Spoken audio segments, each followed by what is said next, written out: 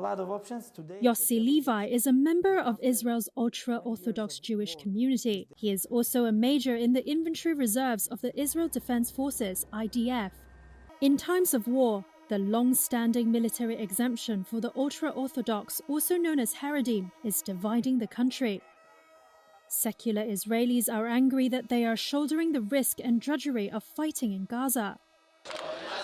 On the other side, many Haredim say they will not accept forced conscription. We prefer to die and not to go to the army.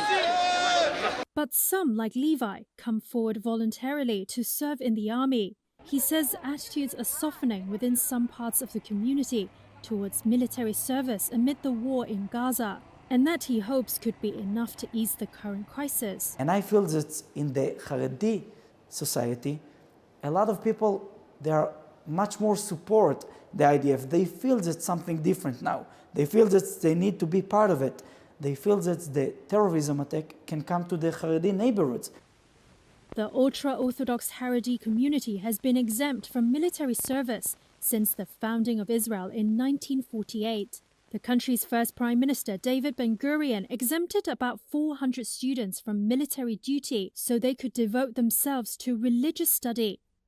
Ben-Gurion had hoped to keep alive sacred knowledge and traditions almost wiped out in the Holocaust. Since then, the ultra-Orthodox Jews have gone from being a tiny minority to making up more than 13% of the country's population. Many Haredi men do not work, but live off donations, state benefits, and the often modest wages of their wives, many of whom do work. Levi says around 10% of the Haredim come forward voluntarily for the standard 3 years of military service. That amounts to just 1,200 ultra-Orthodox volunteers a year, a tiny number compared to an estimated 170,000 active soldiers and nearly 500,000 reservists in Israel. The IDF does not publish official troop numbers. Most of the ultra-Orthodox volunteers serve in 7 units tailored for their needs. They have all-male training staff, strictly kosher rations, and lectures by rabbis.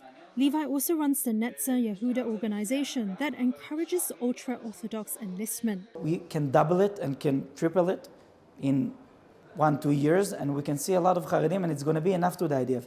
They don't want all of the Haredim in the IDF service. For Israeli Prime Minister Benjamin Netanyahu, this issue has also come to a head. His government relies on ultra-Orthodox support for its survival. The 2 Haredi parties in his coalition want to keep exemptions for their communities. Their departure could trigger new elections, which opinion polls indicate Netanyahu would lose.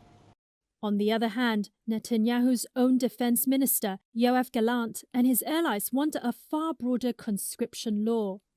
Rabbi Yeschar Yosef, Israel's Sephardi chief chaplain and the spiritual mentor of ultra-Orthodox party Shas, warned the government that Haredim would move abroad rather than be forced into the army. 25-year-old Shimi Schlesinger is a Haredi seminary student. The situation regarding the military service is very difficult. We understand the sorrow of the secular families on the other side who serve in the military. But honestly, we aren't able to serve in the military because without the Torah, there would not exist a Jewish community. The military contradicts our values of the Haredi community. These 2 conditions make it clear that we cannot enlist, and I believe that the Torah protects us even more than the military.